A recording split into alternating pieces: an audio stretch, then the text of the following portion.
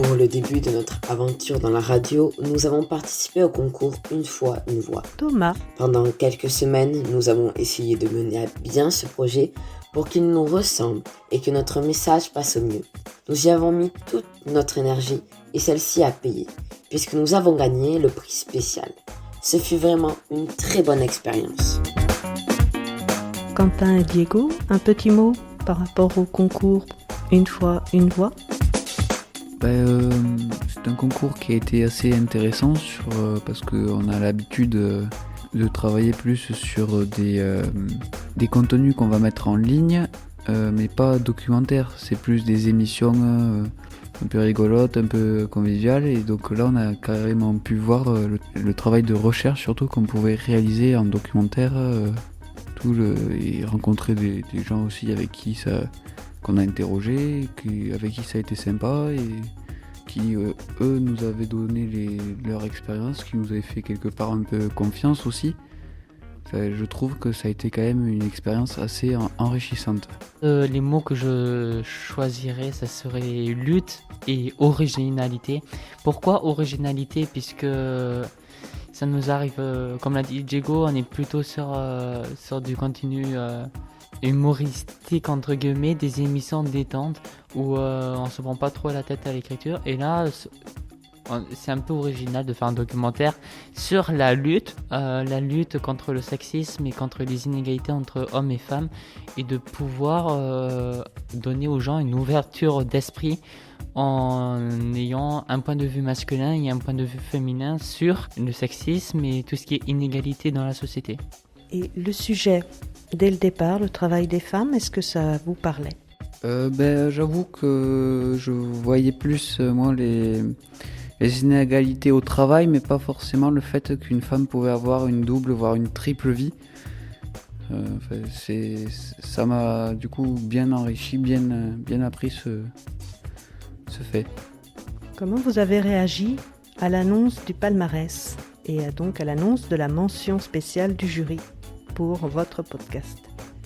Malgré le confinement, on était tous en visio en train de regarder le live sur Facebook pour les résultats. Du coup, on a vécu le moment ensemble et c'était vachement sympa.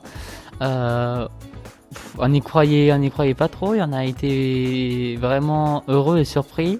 On se disait que finalement ça allait pas être nous, que ça allait être mort. On avait fait tous ces efforts un peu pour rien. Finalement pas du tout, puisque au final, même après avoir été patient dans le live et avoir attendu jusqu'à la fin, on arrive quand même à remporter un prix. Si vous n'aviez pas gagné de prix, qu'est-ce que ce podcast aurait laissé chez vous comme trace ? C'était quand même vachement intéressant à enregistrer, à réfléchir à ce qu'on allait mettre en phrase de transition, en conclusion, en introduction. Et puis énormément de connaissances. On a appris énormément de choses qui nous ont apporté donc beaucoup de connaissances. Parce que le contenu est beaucoup plus vivant. On a des anecdotes, des gens qui ont vraiment vécu leurs histoires. C'est pas un simple exposé où maintenant au lycée on cherche une introduction, un argument et un exemple. On a un sujet et on en parle avec des anecdotes de gens qui ont vraiment connu ce sujet, qui ont vraiment été confrontés à la vie, on va dire. Et ces gens, vous auriez osé leur parler en dehors de ce rendez-vous pour réaliser un podcast ? Certains oui, certains non. Certains oui, puisque ce sont nos professeurs. Donc forcément, il faut qu'on leur parle pendant les cours. Et certains non, puisque ce ne sont pas nos professeurs ou on va les croiser quelquefois, mais sans plus, et on va pas les connaître.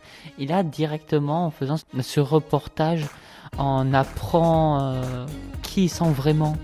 Ces personnes dégagent de quelque chose d'extraordinaire que jamais on ne saurait aller chercher. Et même si les anciens, en quelque sorte, du club avaient gagné le prix Mediatix en 2018, moi je suis content quand même de suivre un peu, on va dire, leur lignée, de gagner un prix et d'être diffusé sur une plateforme internationale.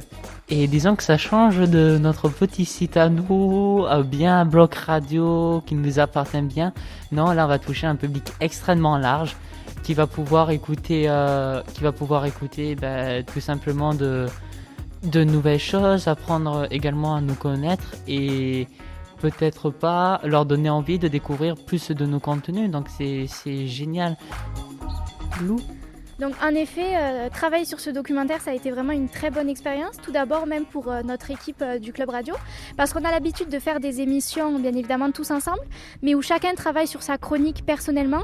Et là, on a dû faire un travail d'équipe, puisqu'on a dû chacun décider des phrases, des musiques ensemble, de comment on allait tourner la chose, de sur quoi on allait plus se pencher, parce que de base, le sujet était très vaste et très intéressant. Donc ça a vraiment permis de faire un travail d'équipe et de découvrir un petit peu plus chaque membre justement de l'équipe. Mais également, moi ce que j'ai bien aimé en tant que fille, c'est vraiment le sujet qui était très intéressant et qui m'a permis de parler avec d'autres femmes que celles de ma famille et d'entendre leur point de vue, de découvrir un petit peu plus mes professeurs, de savoir les luttes qu'ils menaient ou pas, et même parfois avec certains hommes comme le surveillant. Donc pour moi c'était très intéressant et très enrichissant.